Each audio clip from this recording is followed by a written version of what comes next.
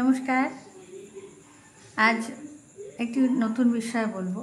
আপনারা হয়তো অনেকেই খেয়াল করেছেন যে যখনই কোনো শিল্পী বেশ মনোযোগ সহকারে সুর শুনতে চান গান গাইতে গাইতে, ইনস্ট্রুমেন্টই হোক তানপুরাতেই হোক, হয়তো কখনো মনে হচ্ছে যে একটু গান শুনে নিই, তখন সবসময় তো হেডফোন, দামি ফোন মঞ্চে পাওয়া যায় না, সবার সেই ব্যবস্থা থাকে না। মানে আমি তো কখনো পাইনি, নিজেরও সেই ব্যবস্থা এখনও করে উঠতে পারিনি। সে কারণে তখন আমরা দেখেছি যে একটা কানে বন্ধ করে আমরা শিল্পীকে করতে শুনি। সেক্ষেত্রে আপনারা যখন দেখবেন কথা বলবেন, তখন একটা কান বন্ধ করে দেখবেন যে নিজের কথা বেশ পরিষ্কার শোনা যাচ্ছে। এবং এটা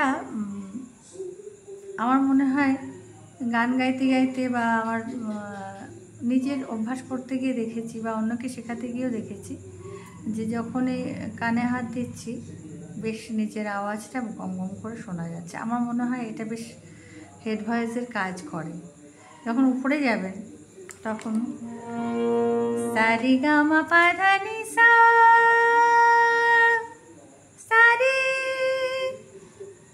সারিগা রে, সারিগামা গা রে, সারিগামা পামা গা রে, সা সানি, সারি সারি সা, সারি গা রে সা, সারিগামা গা রে সা, সারিগামা পামা গা রে সা। একটু চেষ্টা করে দেখবেন। আমার মনে হয় উপরের নোটগুলো বেশ ক্লিয়ার, নিজেও শুনতে পারবেন এই আওয়াজে যত আস্তে করা যায়। অ্যাডভাইস উপরের দিকে আমার মনে হয় ভালো যাবে। আমাদের শরীরের যেমন তিনটে ভাগ আছে, লোয়ার পার্ট, মিডল পার্ট, আপার পার্ট। আমার স্বরের ক্ষেত্রেও তাই।